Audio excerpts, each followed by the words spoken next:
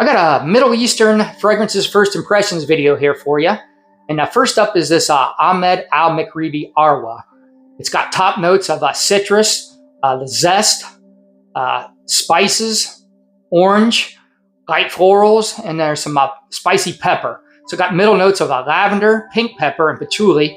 Then at the base is this nice musky amber foundation. Really nice projection performance on this thing too. I really like this one. These Ahmed Al Maghribi fragrances continue to impress me.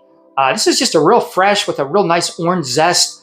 And like I said, that amber musk base. Really easy, versatile scent.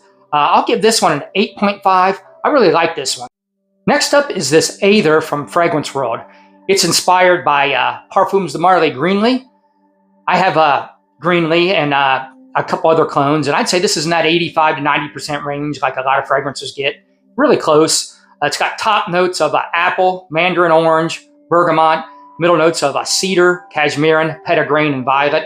And then there's some oak moss at the base. It's got average to slightly below average performance, pretty much across the board.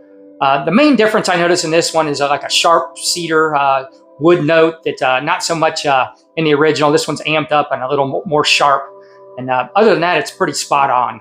I really like Greenly, therefore I really like this fragrance. So I'll give this one 8 out of 10. Next up is this Copi luwak from Fragrance World. It's my fourth one from this coffee collection, and I really like all of these.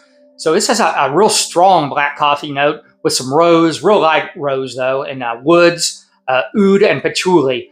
Really, like I said, potent, strong coffee note with a real rich, earthy base. Not very sweet at all, so kind of dry. Smells way more expensive than it is, just like the rest of these from that line. And I really like this one. It's got great performance as well. This would be great in the colder months. I'm going to give this one a 7.5 out of 10.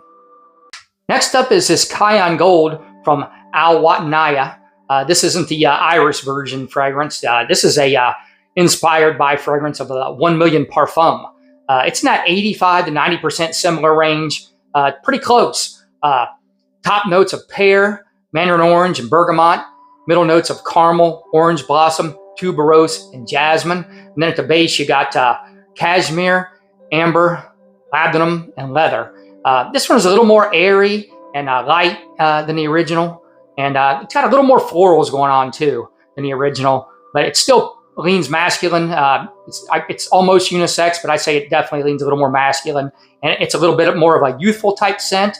But hey, man, I'm out here. I'm 55 years old and I love it. I'm wearing it. I'm pulling it off. So I think you can get away with it. It just depends on your frame of mind and what you see as old. So anyways, I'll give this an 8 out of 10. Last up is this wataniah Eternal reda'a, which is inspired by 1 million royal. So this one's probably in that 85 to 90% close range again. It opens with cardamom, tangerine, and bergamot. And then in the middle notes, you have lavender, violet, and sage. And the base are benzoin, cedar, and patchouli.